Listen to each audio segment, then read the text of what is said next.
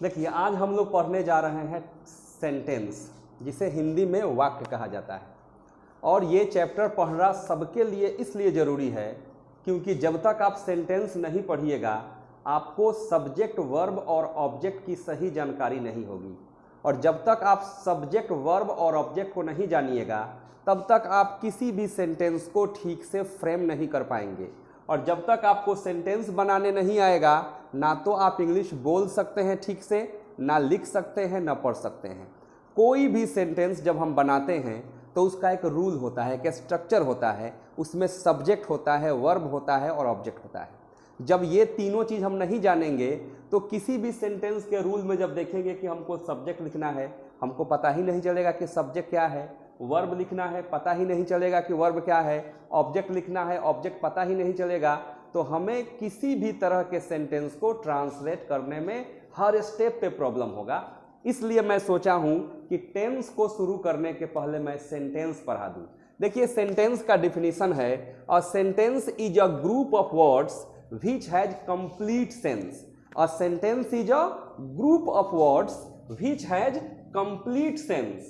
शब्दों का ऐसा समूह जो अपना पूर्ण अर्थ रखता हो वो वाक्य कहलाता है। फिर सुन लीजिए, शब्दों का वैसा समूह जो अपना पूर्ण अर्थ रखता है वह वाक्य कहलाता है, सेंटेंस कहलाता है। मतलब सेंटेंस होने के लिए दो शर्तें हैं। पहला तो वो ग्रुप ऑफ वर्ड्स हो और दूसरा उसका कंप्लीट मीनिंग निकले, पूरा पूरा अर्थ निकले। अगर शब्दों का समूह है लेकिन उसका पूरा पूरा अर्थ नहीं निकल रहा है, इसका मतलब कि वो सेंटेंस नहीं है। शब्दों का वो समूह सेंटेंस है जिसका पूरा पूरा अर्थ निकलता हो। एग्जाम्पल देखिए, एक लाल गाय मैदान में घास चर रही है। यहाँ पे देखिए 1 2 3 4 5 6 7 8 9 शब्दों का यह समूह है। 9 शब्दों का समूह है और इसका पूरा पूरा अर्थ निकल रहा है। आपको कैसे मालूम होगा कि पूरा पूरा अर्थ निकल रहा है? प्रश्न कीजिए, इस वाक्य में किस जानवर का चर्चा है? आप बोलेंगे गाय का चर्चा है। गाय का रंग कैसा है? लाल है। कितनी गायें हैं? एक गाय है। गाय क्या कर रही है? चर रही है। क्या चर रही है? घास चर रही है।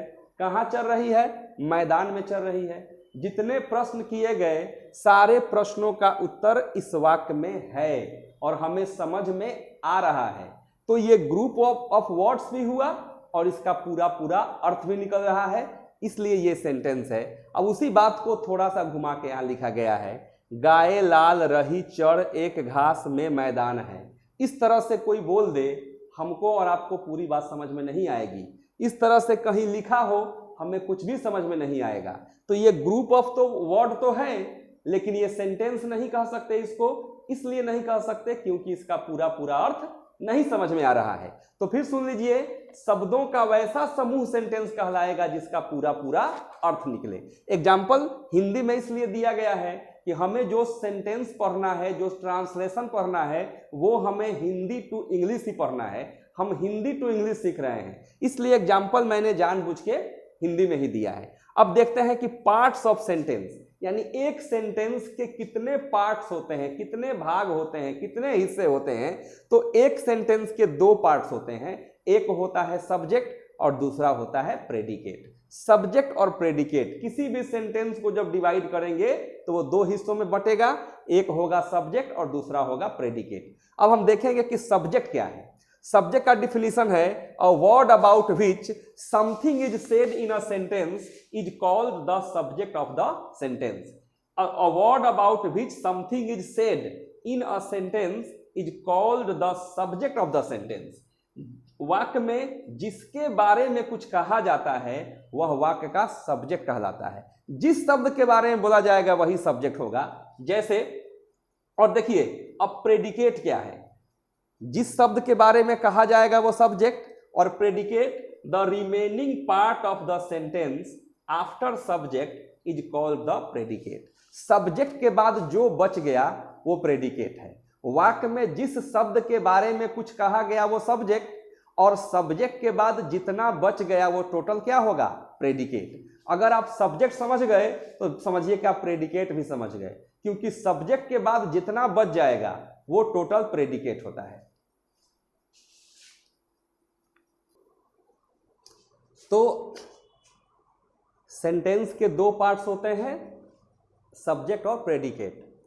देखिए अब एग्जाम्पल से हम समझते हैं। मैं अंग्रेजी पढ़ाता हूं, इसमें मैं है सब्जेक्ट क्योंकि मेरे बारे में कुछ कहा जा रहा है, तो मैं सब्जेक्ट, और सब्जेक्ट के बाद जो बच गया अंग्रेजी पढ़ाता हूं, ये प्रेडिकेट हो गया। मेरे बारे में कुछ कहा गया है तो मैं सब्जेक्ट, और उसके बाद जो बच गया अंग्रेजी पढ़ाता हूं, ये हो गया प्रेडिकेट। सब्जेक्ट के बाद जो बच गया वो प्रेडिकेट।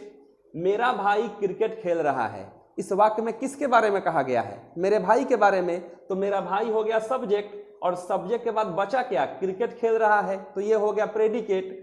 अगला सेंटेंस है मेरा एक दोस्त डॉक्टर है, इस वाक्य में किसके बारे में कहा गया है? मेरे दोस्त के बारे, मेरे एक दोस्त के बारे में कहा गया है, तो मेरे एक दोस्त के बारे में कहा गया है, तो मेरा एक दोस्त डॉक्टर हो गया, मेरा एक दोस्त हो गया सब्जेक्ट, और उसके बाद क्या बच रहा है? डॉक्टर है, तो सब्जेक्ट के बाद जो बच गया डॉक्टर है, तो ये प्रेडिकेट हो गया। अगला सेंटेंस मेरी माँ मुझे बहुत प्यार करती है, इस वाक्य में किसके बारे में कहा जा रहा है? मेरी माँ के बारे में कहा जा रहा है, तो मेरी माँ हो गया सब्जेक्ट, और सब्जेक्ट के बाद क्या बचा? मुझे बहुत प्यार करती है, तो ये पूरा हो गया आपका प्रेडिकेट। मेरे विद्यालय के सभी लड़के और लड़कियां अनुशासित हैं, इस वाक्य में किसके बारे में कुछ बोला गया है? मेरे विद्यालय के सभी लड़के और लड़कियों के बारे में कुछ कहा गया है, तो ये पूरा हो गया सब्जेक्ट, और बचा के अनुशासित हैं, तो ये हो गया आपका प्रेडिकेट। तारे आसमान में टिमटिमाते हैं, किसके बारे में कुछ कहा गया है? तारों के बारे में, तो तारे हो गया सब्जेक्ट, और सब्जेक्ट के बाद क्या बचा? आसमान में टिमटिमाते हैं, तो ये पूरा हो गया प्रेडिकेट। अब देखिए सब्जेक्ट और प्रेडिकेट हम जान गए। अब यहां हम देखेंगे कि पार्ट्स ऑफ प्रेडिकेट, प्रेडिकेट के कितने पार्ट्स होते हैं? तो प्रेडिकेट के भी दो पार्ट होते हैं, एक होता है वर्ब और एक होता है ऑब्जेक्ट। सेंटेंस के दो पार्ट, सब्जेक्ट और प्रेडिकेट। प्रेडिकेट के दो पार्ट, सब्जेक्ट का कोई पार्ट नहीं होता है, लेकिन प्रेडिकेट के दो पार्ट्स होते हैं, एक होता है वर्ब और दूसरा होता है ऑब्जेक्ट। अब हम जानेंगे कि वर्ब क्या है। वर्ब का डिफिनीशन है a word that shows action, state और पोजेशन इज कॉल्ड वर्ब। देखिए एक्शन, स्टेट और पोजेशन तीन बातें हैं। एक्शन यानी कार्य, स्टेट यानी स्थिति, और पोजेशन यानी अधिकार। एक्शन, स्टेट और पोजेशन को दिखलाने वाला वर्ड क्या होता है?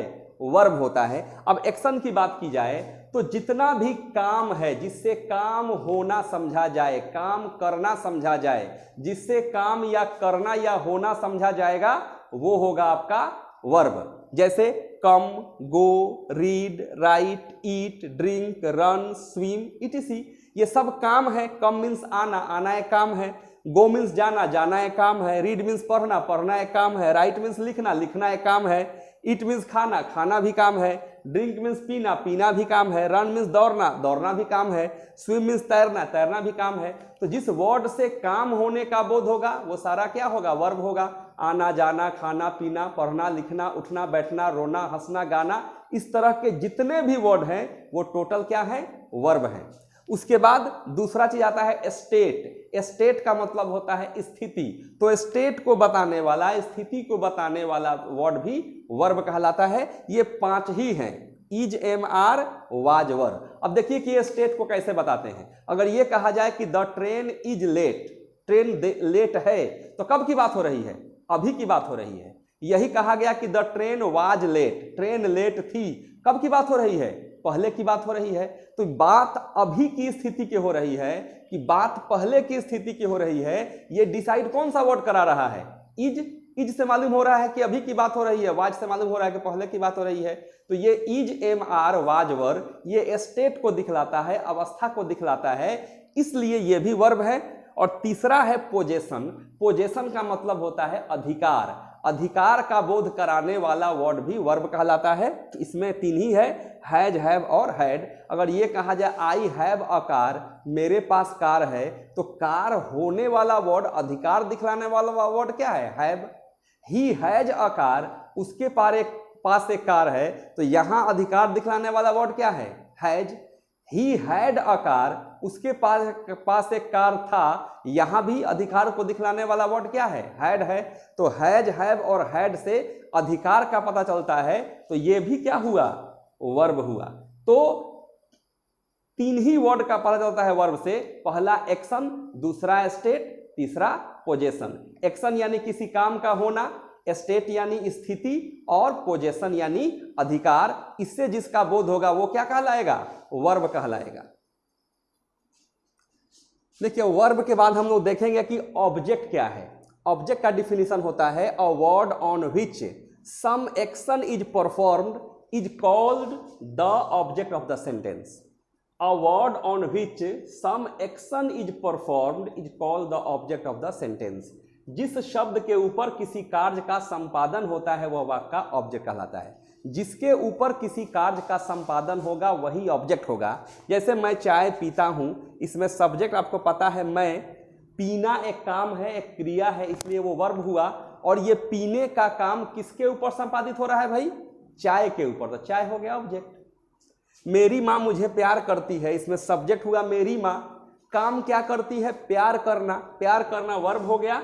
और प्यार करने का जो काम है किसके ऊपर होता है? तो मेरे ऊपर। मुझे प्यार करती है तो मुझे हो गया ऑब्जेक्ट। तुम कार चलाते हो, सब्जेक्ट क्या है? तुम। वर्ब क्या है? चलाना, क्योंकि चलाना एक क्रिया है, एक काम है। और चलाने का काम किस पे हो रहा है? कार के ऊपर, तो कार हो गया ऑब्जेक्ट। वह हमें पहचानता है, आपका सेंटेंस का सब्जेक्ट हो गया वह। काम कौन सा करता है? पहचानने का। और पहचानने का जो काम है वो किसके ऊपर संपादित हो रहा है? हमारे ऊपर, तो हमें क्या हो गया? ऑब्जेक्ट हो गया। वे लोग गांव में रहते हैं, सब्जेक्ट हो गया वे लोग। काम क्या करते हैं? रहने का। रहना एक काम है, इसलिए ये वर्ब है। और ये रहने का काम किस पे हो रहा है? किस पे संपादित हो रहा है? गांव पे ऊपर, गांव में, तो गांव में हो गया ऑब्जेक्ट। और मेरा दोस्त बहाना बनाता है, सब्जेक्ट हो गया मेरा दोस्त।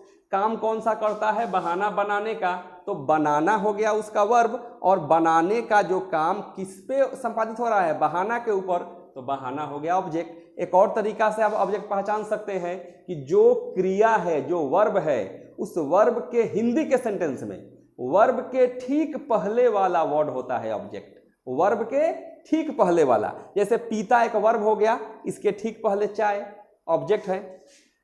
प्यार करना वर्ब, वर्ब के ठीक पहले मुझे, तो ऑब्जेक्ट हो गया। चलाना वर्ब, वर्ब के ठीक पहले कार, कार ऑब्जेक्ट हो गया। यहाँ पहचानना वर्ब, वर्ब के ठीक पहले हमें, ये हो गया ऑब्जेक्ट।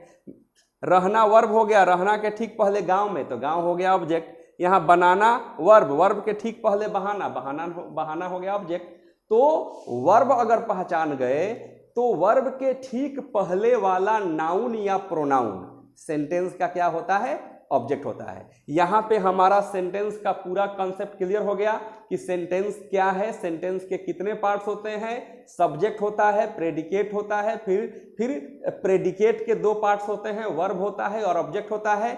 वर्ब क्या है, ऑब्जेक्ट क्या है, ये सारा कॉन्सेप्ट यहाँ क्लियर हो गया। अब आप सब्जेक्ट जान गए, वर्ब जान गए, ऑब्जेक्ट जान गए। अब कोई भी टेंस पढ़ाया जाएगा उसमें जो रूल लिखा जाएगा, जो स्ट्रक्चर लिखा जाएगा, सब्जेक्ट, वर्ब और ऑब्जेक्ट, तो आपको अब आसानी समझ में आ जाएगा कि सब्जेक्ट मतलब क्या, वर्ब मतलब क्या और ऑब्जेक्ट मतलब क्या। यही आपको पहले नहीं बताया जाएगा तो फिर हो सकता है कि आपको प्रॉब्लम होता।